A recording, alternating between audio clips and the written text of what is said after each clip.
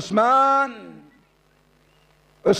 గని రదియల్లాహు తఆలా అన్హు వారు ఎలాంటి వారు తెలుసా? అషరా ముబషిరాలో ఒకడు. ప్రవక్త ముహమ్మద్ సల్లల్లాహు అలైహి వసల్లం వారి స్వయాన అల్లుడు, ఇద్దరు కూతుర్లు చేసుకున్నాడు ఆయన.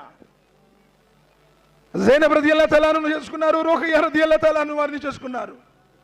నబీ సల్లల్లాహు అలైహి వసల్లం ఏమన్నారు తెలుసా ఉస్మాన్ రదియల్లాహు తఆలా అన్హు గురించి? ఉస్మాన్, ఒకవేళ నాకు గనక 100 మంది కుమార్తెలుంటే, ఒక్కొక్క ఆవిడ చనిపోతూ ఉంటే 100 మందిని కూడా నీకే ఇచ్చి చేస్తానయ్యా అన్నారు. అంతటి ఉత్తముడు ఉస్మాన్ రదియల్లాహు తఆలా అన్హు వారు.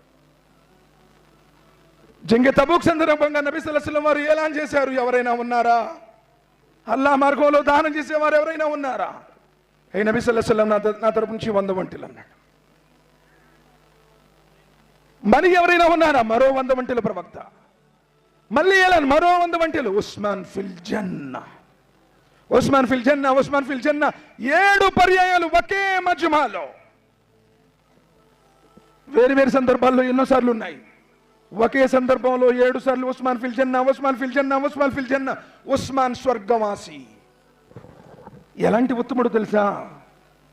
బదర్ యుద్ధంలో పాల్గొనకుండా బదర్ యొక్క పుణ్యం పొందినటువంటి సహాబీ సోదరులారా, ఉస్మాన్ రదియల్లాహు తఆలా అన్హు ఆనాడు మదీనా వెళ్ళిన తర్వాత విశ్వాసులందరూ ఆకలితో అలమటిస్తూ ఉంటే, దప్పికతో నీళ్లు లేక అల్లాడిపోతుంటే, యూదుని దగ్గర 50,000 దినారాలు పెట్టి బావిని కొని సకల విశ్వాసుల దప్పిక తీర్చినవాడు ఉస్మాన్ రదియల్లాహు తఆలా అన్హు.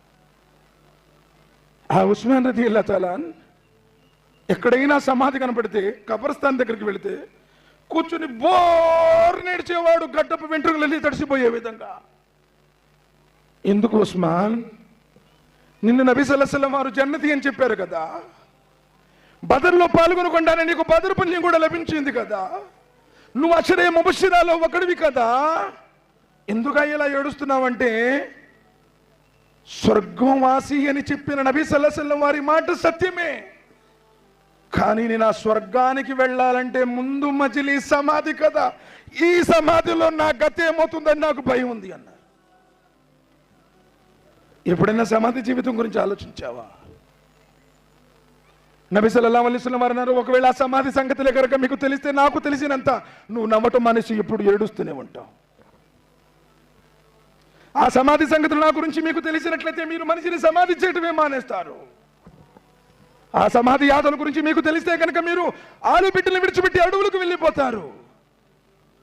అంతటి భయానకమైన జీవితం ముందు పెట్టుకొని, అసలు నీ జీవితంలో నమాజు లేదు, నీ జీవితంలో ఖురాన్ ఏంటో తెలియదు, అసలు ఖురాన్లో ఎన్ని సూరాలు ఉన్నాయో తెలియదు, సూర యూసుఫ్ ఎంతో, సూర్య ఫుర్ఖాన్ ఎంతో, సూర్య సబా ఎంతో తెలియదు, అసలు కనీసం అల్లాహ్ ఎక్కడున్నాడు అన్న సంగతి కూడా మనకు తెలియదు. ఏదో మేము ముస్లింలు అంటే, మేము సయ్యదులు, షేకులు, పఠాన్లు, ఖాన్లు, మేము ఉర్దూ బాగా మాట్లాడేస్తాము, మా ఇంట్లో లాల్చీ ఉంది, పైన టోపీ ఉంది, పైన పెట్టుకునే టోపీలో కిందేసుకునే లాల్చీలో ఈమాన్ లేదు. సోదరులారా,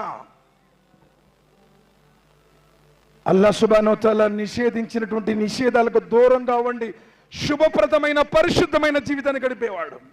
ఇత్తఖిల్ మహారిమ్ తకున్ అబదున్ నాస్. ఎప్పుడైతే అల్లాహ్ సుబ్హానహు వ తఆలా నిషేధించినటువంటి నిషేధాలకు, హరాంలకు నువ్వు దూరంగా ఉంటావో నువ్వు పుణ్యపురుషుడు అవుతావు అన్నారు. ఈరోజు మన జీవితాల్లో ఎంత వాటికి దూరంగా ఉన్నాం.